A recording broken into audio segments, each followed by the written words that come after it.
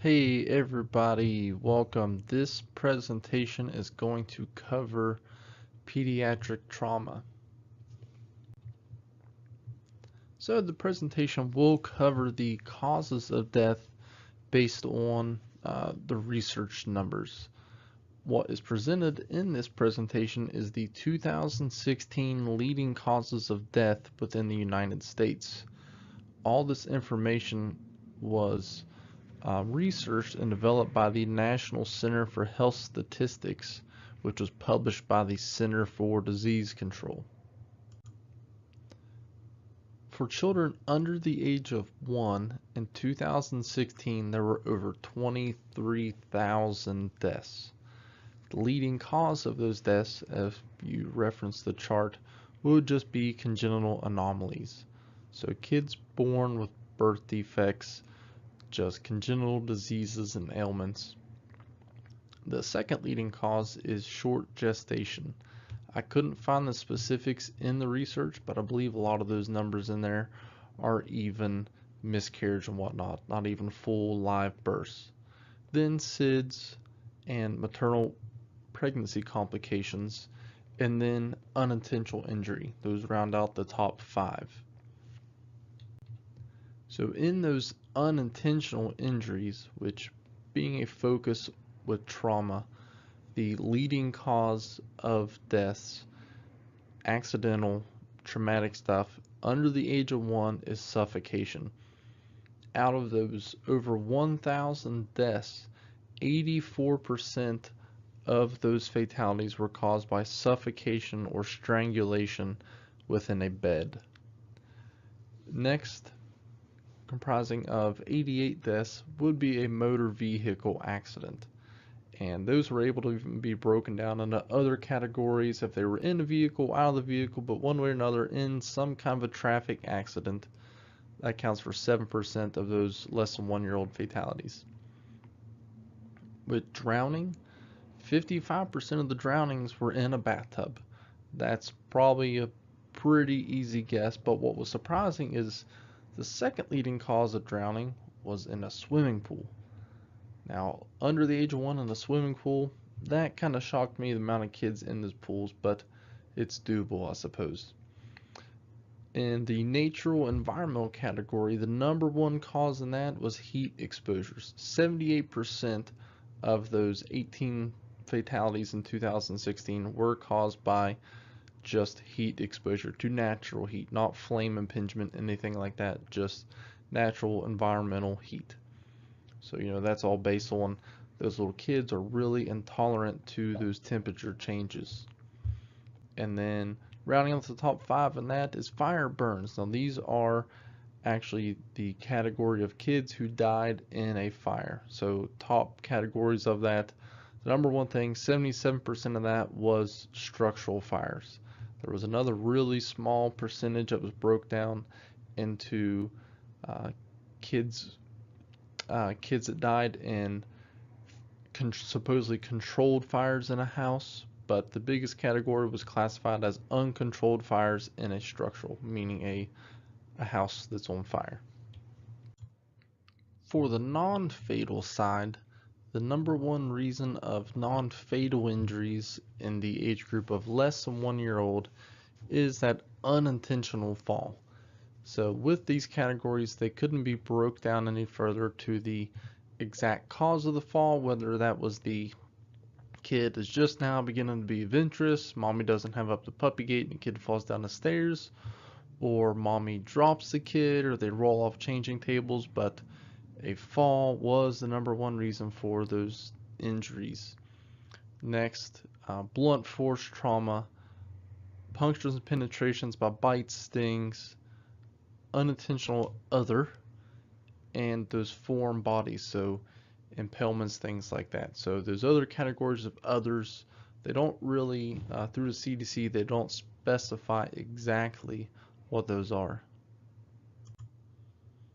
For the age group of 1 to 4, there were 4,000 plus fatalities in 2016. Out of those, the leading cause of death, unintentional injury, accidental trauma causing those deaths. So number 1 cause for deaths in kids 1 to 4, trauma. And the second leading category, congenital anomalies, just those chronic abnormal birth defects. Number 3 is malignant neoplasms, just means the kid died of pediatric cancer. And then number 4, homicide, comprising 8% of those deaths. And then in the round out top 5 being heart disease, kind of another subcategory out of those congenital anomalies. Now, if you were to compare these numbers into West Virginia numbers, pretty close to the same, except what's odd is homicide is the number 2 reason of the 1 to 4-year-old death in West Virginia.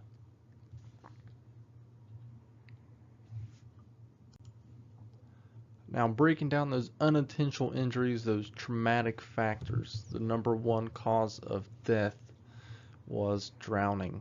That was 425 kids in the age of 1 to 4 died in 2016 because of drowning, and 54% of those drown in a swimming pool. The second leading cause, staying fairly consistent, is motor vehicle accidents, comprised for another almost 27% of those. Whether they were in the vehicle, somehow a vehicle accident was the result of their death. Then third, suffocation, choking.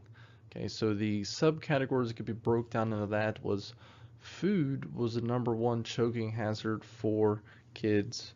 Number 2 were kids who were choking in bed became, entangled in the sheets, suffocated, whereas the under one, that was the number 1 cause.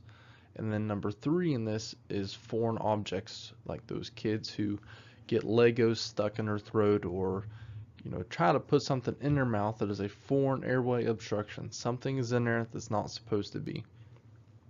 Fire and burns, 95% of those fire or burn related deaths were due to structural fires. And also, so on these statistics that relate about structural fires, doesn't necessarily mean the kid died within the fire. It was just that fire and burn death was tied to a structural fire.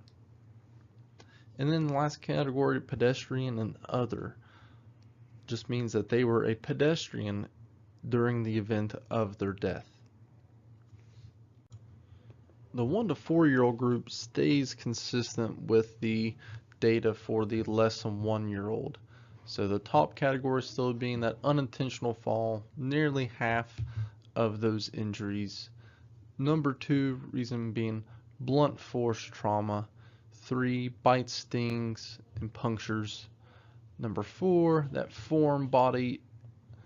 Number 5, cut and piercings, those punctures, penetrations, and then that other category. So the top 3 still staying consistent of falls, blunt force trauma, bites, and stings. In the 5 to 9-year-old category, again, the top one being traumatic injuries. Starting to be a trend here. So of those nearly 2,500 deaths, there were almost 800 of those.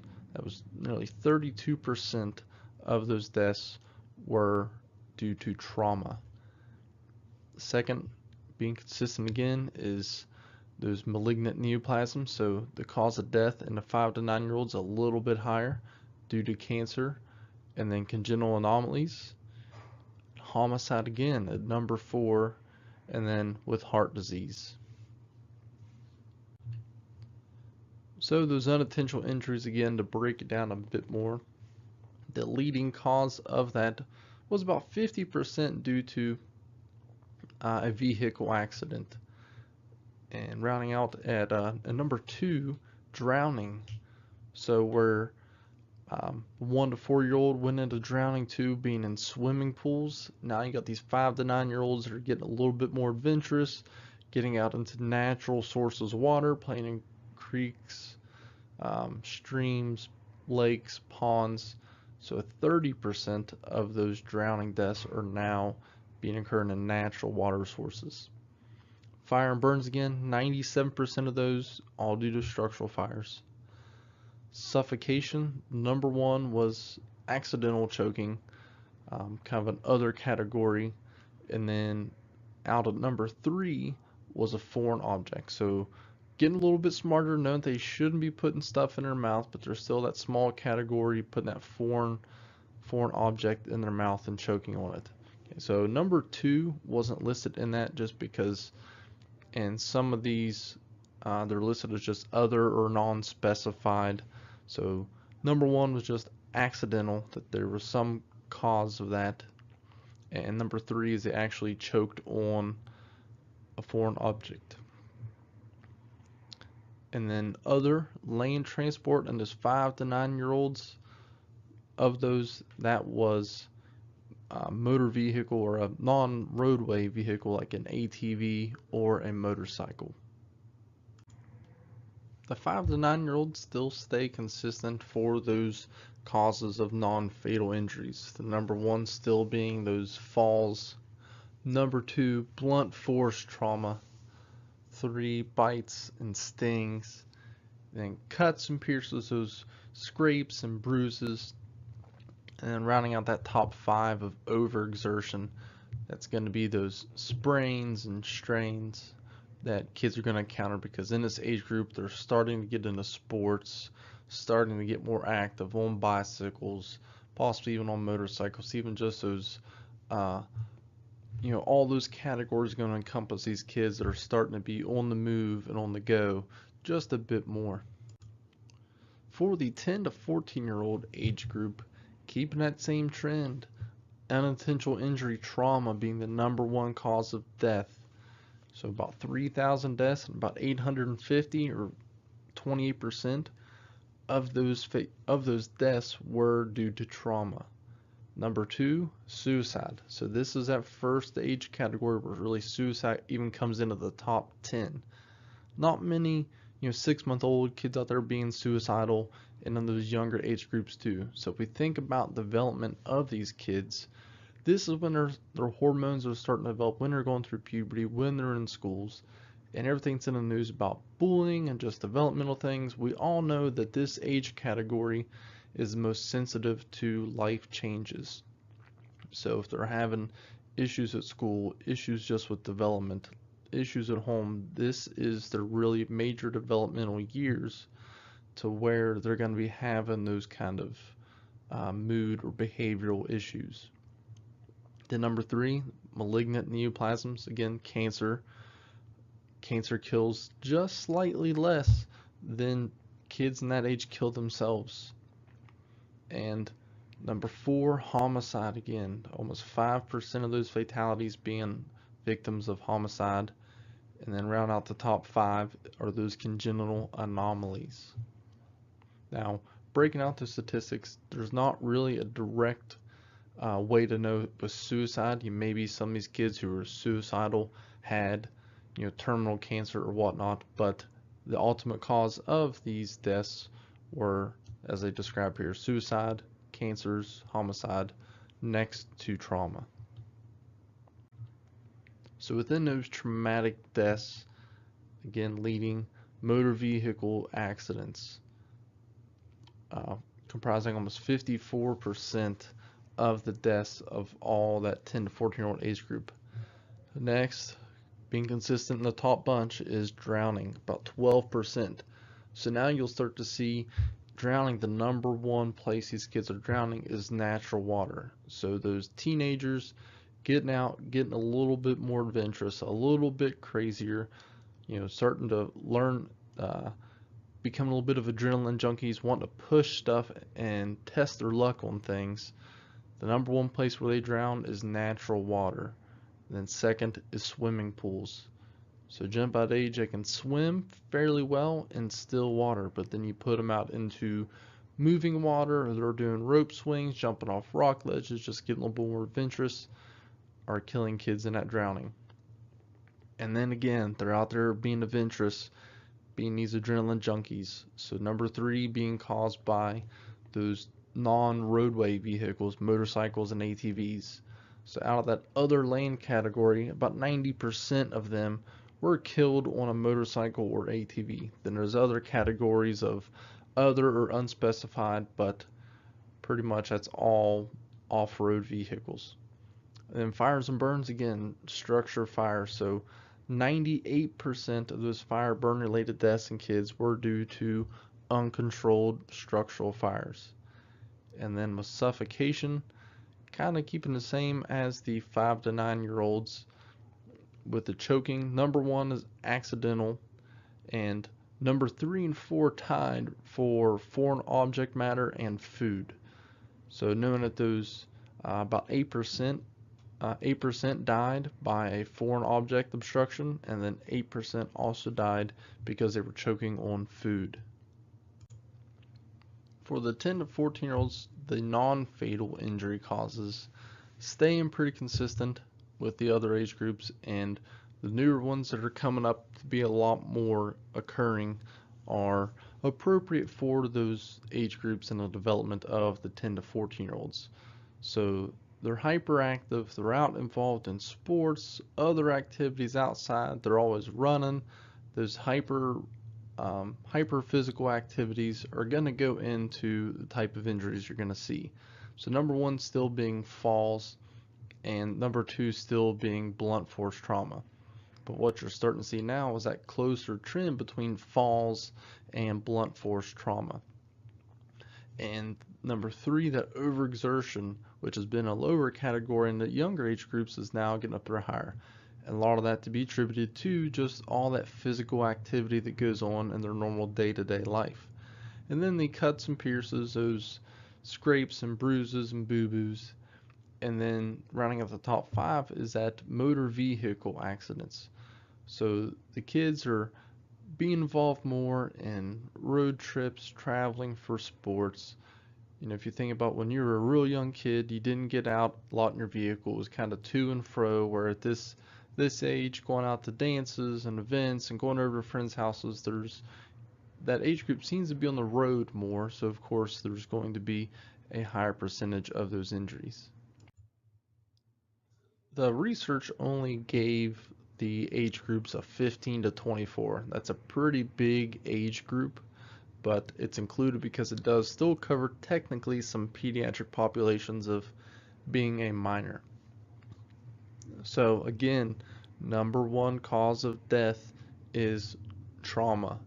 And actually in the study, since unintentional injury and trauma is the number one cause of death from 1 year of age and older, and actually in the data, if it went on, said that trauma is the number one reason of death from 1 to 45.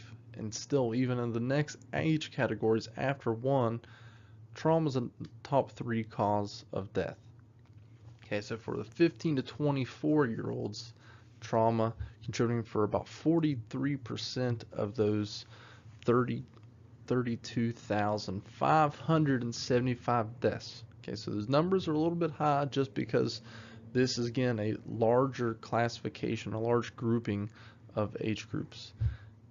And then keeping the trend since the age group of the 10 to 14s is the number 2 cause being suicide, contributing for 18% of deaths in that older teenage years being suicide, and then homicide.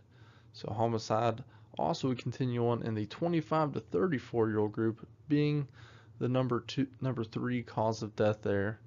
And then again with those terminal issues of malignant neoplasms, cancer, and heart disease.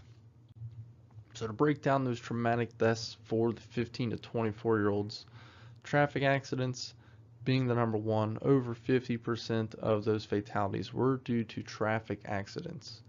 Next is poisoning.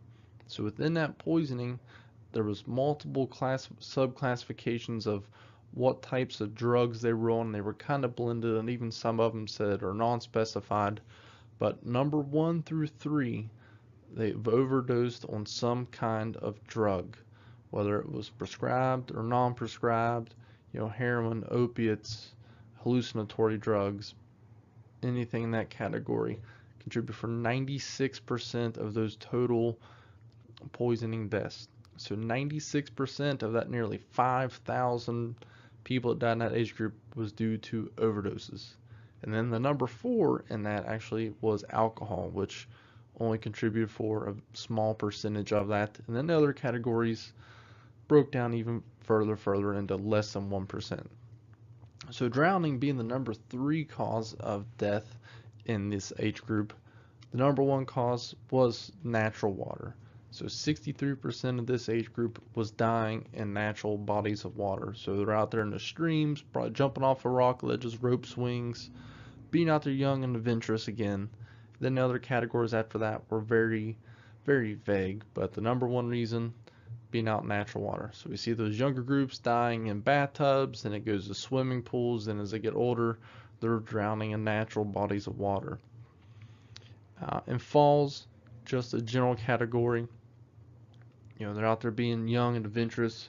Probably some of these kids out doing that parkour stuff or whatever it is, or jumping from rooftop to rooftop. And then the other land transport was broke down. The number 1 reason again being motorcycles and ATVs.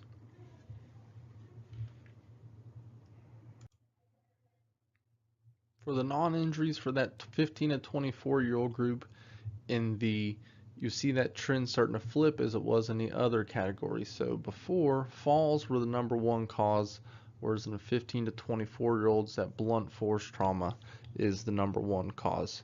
But just as a note, in all other age classifications, falls is the number 1 reason for injuries, for traumatic injuries. Only the 15 to 24-year-old seems to be that flipped, where that blunt force trauma is more. So still at this group, they're hyperactive, into sports, into various things. Plus with this age range is, if you think about when you were in high school, seems to be the age range where there is the most fighting that occurs. So maybe that is a contributing factor to these statistics that late teens, they're starting to fight more. So that blunt force trauma caused by one another. And then that motor vehicle occupant, so kids at this age to be driving, out carpooling, road trips, of course the number's going to increase. Overexertion, cuts and pierce, still all those same 5 still staying in there fairly consistent. So let's compare how the US statistics compare to West Virginia statistics. So not as many numbers, of course, to pull from in the West Virginia. So overall, under the age of 1, you can see the top 5 there, to where trauma only hit number 5, and in West Virginia, trauma isn't in the top categories of reasons for fatality in that under age 1 group. For the 1 to 4-year-old, still staying consistent, the number 1 cause of death is trauma. West Virginia, the same thing, but where you see kind of a big change there is in the US, homicide is at number 4. In West Virginia, that's the number 2 reason. And then the other categories still staying the same. So cancer and congenital abnormalities. For the 5 to 9-year-olds, still staying true for the US and West Virginia that trauma is the number 1 killer.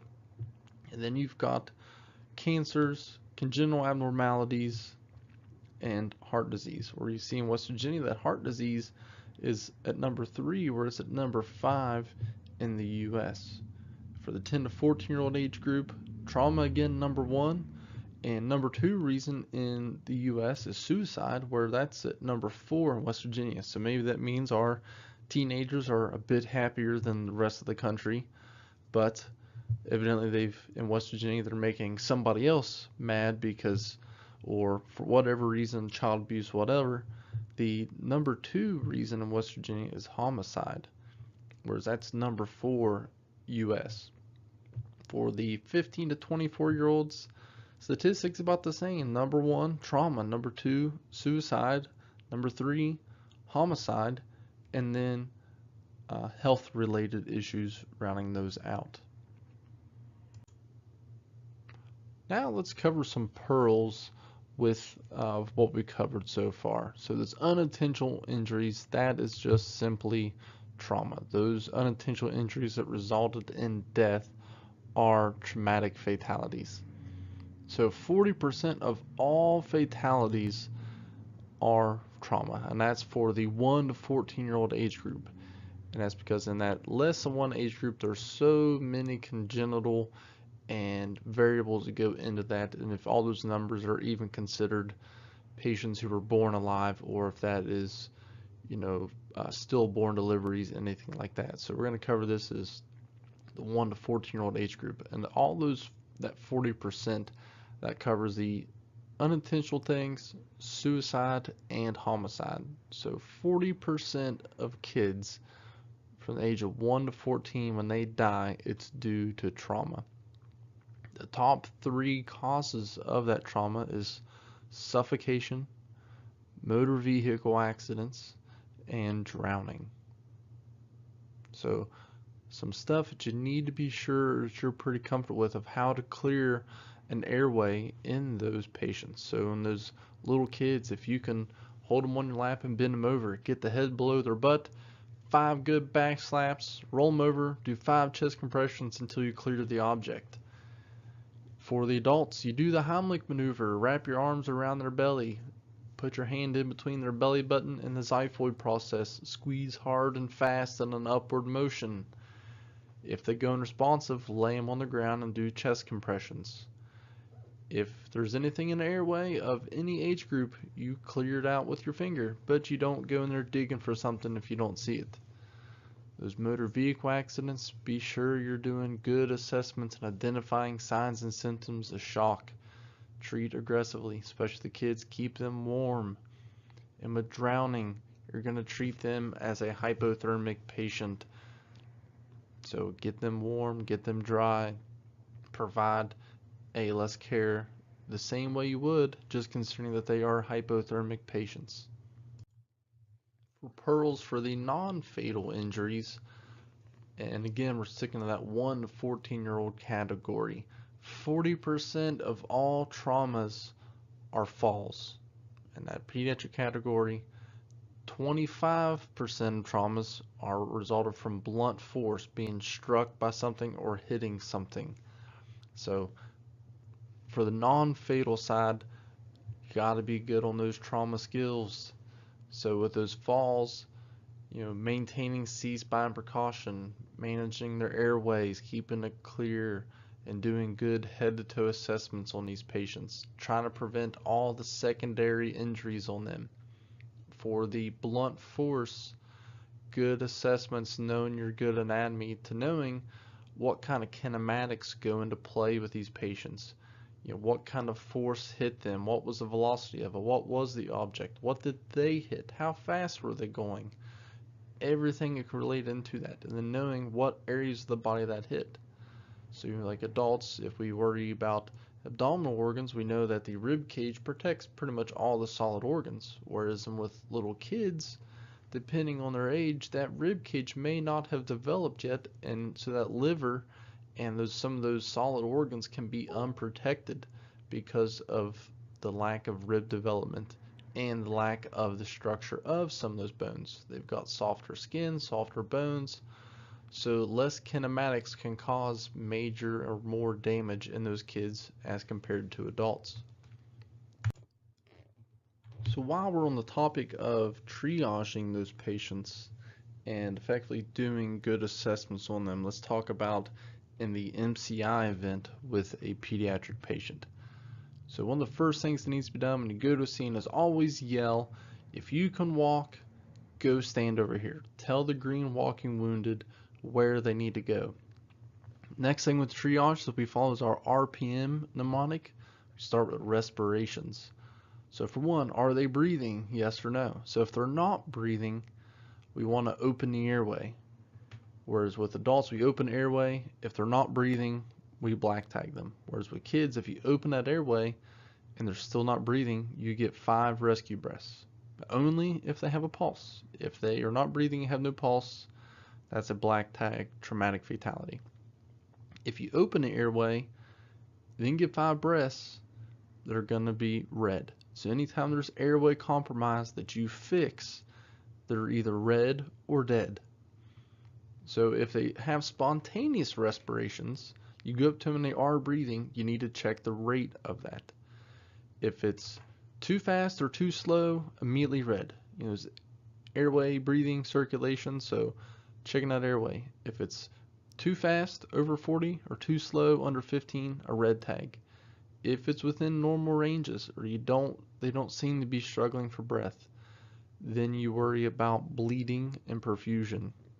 This is a point where you control any life-threatening bleeding. You don't bandage small stuff, only life-threatening things. So throw a tourniquet on there. Okay, so we're at the point where we assessed airway. Now we're down to P for perfusion, controlling bleeding, checking for pulses. If you can't find any peripheral pulses, so remember in those kids, we want to check brachial pulses and femoral pulses. That femoral pulse is going to give you the best indicator of core perfusion. Brachial pulses and femoral pulses. So if they're absent, but they're still awake, breathing, a red tag. If they're absent, red tag. If they are there, now you go to M, mental status. So we did respirations, down to perfusion, down to M for mental status. So we do that AVPU. If they are alert or respond to verbal or some pain, you can wake them up some way. Down at that point, they're delayed. So say if they're just got a concussion, got their bell rung, they can be a yellow tag. If they respond inappropriately to pain or they're unresponsive, they get a red tag. Okay, so that last triage you could be is you find a patient who's breathing normally. They have strong peripheral pulses, but they are just unresponsive, or when you do wake them up with pain, it's an inappropriate response and they're still confused. So we'll run through that again. So if you've got a child who's not breathing, you open the airway. If you can open the airway and they start breathing, they're red. If you open the airway and they don't breathe, breathe for them. 5 rescue breaths, as long as they've got a pulse. If they've got a pulse, you give them 5 rescue breaths. If it fixes their airway, they're red. If it doesn't fix their airway, they're black. So moving on down, check their breathing. If they have spontaneous respirations, is it fast, is it slow? If it's too fast, too slow, red. If it's regular, go to P, perfusion. Fix the bleeding. Check pulses. If there's no pulses but they're awake, then you give them a red tag. Knowing that they have poor perfusion, they're in shock, definitely. If they do have pulses, now we're checking that mental status. Are they alert, verbal, do they have appropriate responses? Yellow tag. If we're just down to that point and you've gotten to them and they just couldn't walk or they couldn't be that green tag, they're yellow. But if they have inappropriate responses or they're still unresponsive through your ABCs or your RPM assessments, they have a red tag. Now let's do a triage on this patient. So the baby you see here is as you find them that this child has been involved in a motor vehicle accident and they look just the way they do. They have a respiratory rate of 30. They have capillary refill, which is less than 2 seconds. So that's a good capillary refill, less than 2 seconds. So what color would you triage this child? For the next patient, this is you find them. This kid was in the other car that was involved in this accident. This is as you find them. They have palpable pulses. They have a brachial and femoral pulse, but they're not breathing. What do you do next? So not what color do you tag them, what do you do next? Now, after you hopefully gave this patient 5 rescue breaths, they now have spontaneous respirations at a rate of 25. What color do you triage this patient? Another modification to assessments with the pediatric patients is the slight change to evaluating their Glasgow Coma Scale, that GCS score. So let's do a review on it, where with eyes, you've got your ultimate score of a 4, meaning they have spontaneous eyes. So you walk up, they're just looking at you. Whether it's sound, now sound means that when you walk in, you use more than a normal, inside speaking voice. So that means you basically have to yell at them, because otherwise they could just be asleep. Pain, inducing some pain. So as kids, we don't necessarily always do sternal rubs unless they've got good bone structure in their thorax. So we can flip them on the feet, pinch their fingers, and then 1 is none. Okay, so in the verbals, the ultimate of 5, whereas an adult, that means that we're oriented good conversation. So in kids, if they're at that point where they can't talk or answer your questions, if they can smile, if they're oriented to sound, they can interact with things, follow movement. So if you shine your light around, they follow that pin light with their head, they'll bob it around. As you come in the room, they make eye contact. They can see stuff in their vision, and they will hear to things moving. 4 is crying, just that they're irritable. So if they're fine and the mom hands the baby to you and they start crying, that's a complete normal thing. But if they just got that irritable cry that they're not really being able to console really well, and that would be a 4. So an irrational cry is just an unconsolable cry. It's where that kid's just crying continually. Nothing is working for the kid. Okay, and I'll take for granted into these cries that depending on their age group of what is going to be appropriate to cry. So around that 6-month age, some of those kids are developing that stranger danger sense. So if they're crying because they see a stranger, that's normal. But if that's a 10-year-old that's just having those weird crying spells, abnormal. If they just moan in response to pain, so they're past the point of crying, their body's just not having those receptors in their well, and they just slightly moan now. And then again, 1 is none. With motor response, spontaneous movement. So as little babies, they're sitting down, they're moving all their legs and their arms with purpose. If they have meaningful movement with all their extremities, that's the ultimate score of a 6. If they withdraw to touch, so you go to check the capillary refill and they pull away, that would be a 5. If they don't withdraw that, but if you give them more pain and they withdraw from that, that would be a 4. Okay, so that's less receptors that are kicking in to let their sensory take effect. And then with pain or without pain response, that flexion, that decorticate posturing, where their extremities turn towards the core and decorticate, and extension is the cerebit, where everything moves away from the body. And then 1, again, is none. Now let's calculate a GCS score for this 8-year-old who was found lying on the floor.